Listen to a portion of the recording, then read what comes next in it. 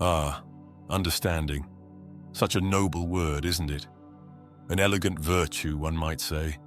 But what if I told you it can be a trap? A beautifully gilded cage designed to ensnare not only your empathy, but your very sense of self. Today, my dear friends, we delve into the seductive lure of understanding, particularly within the intimate battlefield of human relationships. It's a place where considerations often mutate into concessions, and the noble pursuit of harmony turns into a quiet, insidious form of self-betrayal. Let's take this idea apart, layer by intricate layer, much like peeling an onion. Be warned, there will be tears. We've all been there, haven't we? The call for understanding.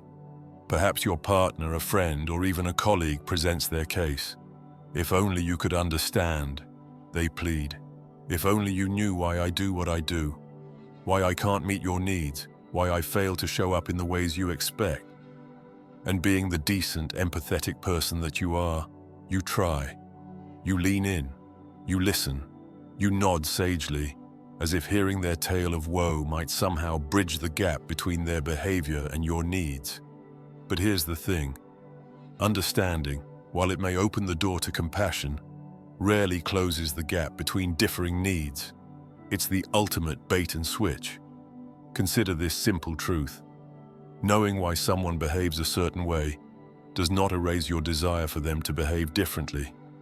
Does understanding why someone raises their voice at you make you any less averse to being shouted at?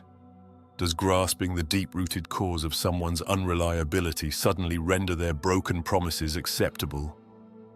No. The discomfort remains. The need remains. And here lies the trap.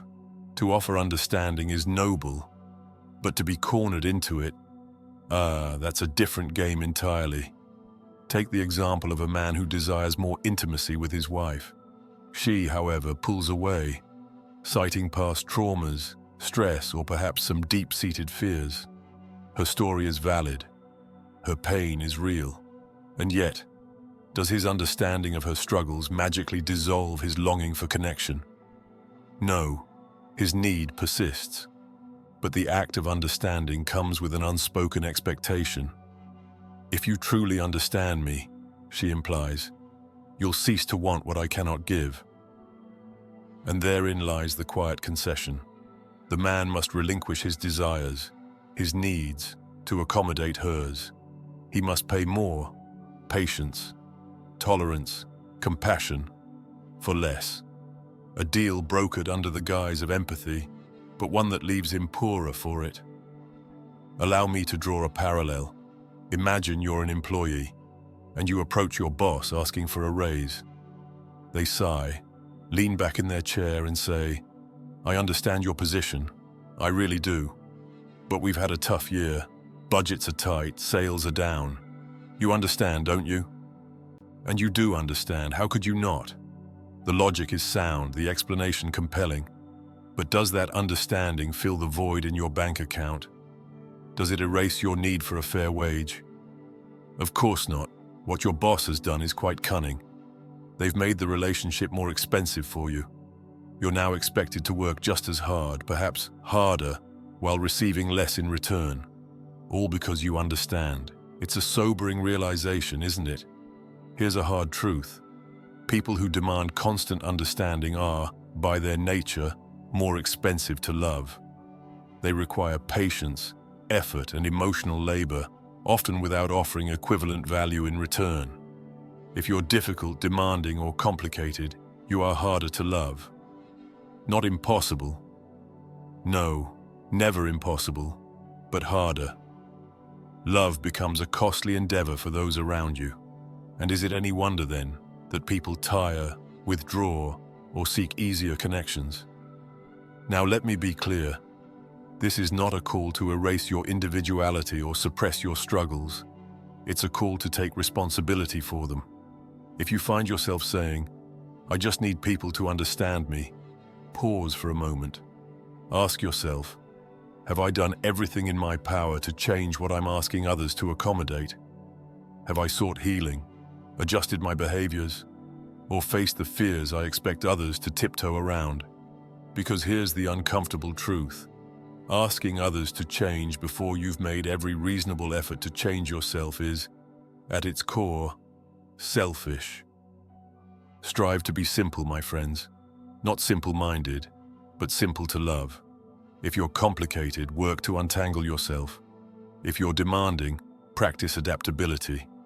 If you're difficult, seek ease. Imagine a life where your needs and desires align seamlessly with those of the people around you. Imagine relationships that are not battles of understanding, but dances of mutual joy. Is it easy? No. Change rarely is. But the reward, a life of love freely given and received, is worth the effort. Now, let's circle back to the allure of understanding. It's tempting, isn't it? To believe that if someone truly understands you, they'll accept you as you are.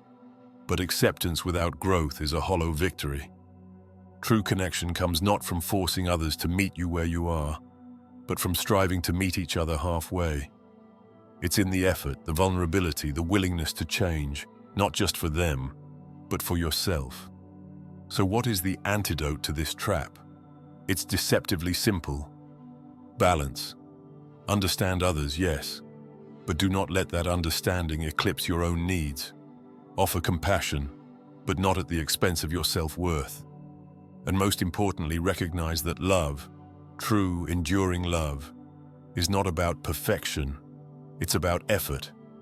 Effort to understand, yes, but also effort to grow, to adapt, to meet the other person in the middle.